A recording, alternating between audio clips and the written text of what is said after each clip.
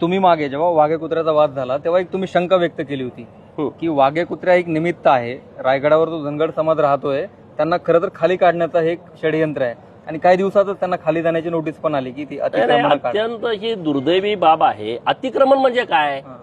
अरे जर जिहादी अतिक्रमण झालं, आपल्या किल्ल्यांचा विध्वंस करण्याच्या दृष्टिकोनातून, तिथं अपवित्रता निर्माण करण्याच्या दृष्टिकोनातून अतिक्रमण झालं ते 100% काढलं पाहिजे। आमचं त्याबद्दल अजिबात दुमत नाही। अरे पण हे जे लोकांना तुम्ही नोटीस दिलंय, तुम्ही कुणीच जात नव्हता रायगडावरती, कोण गेलंय तुम्ही?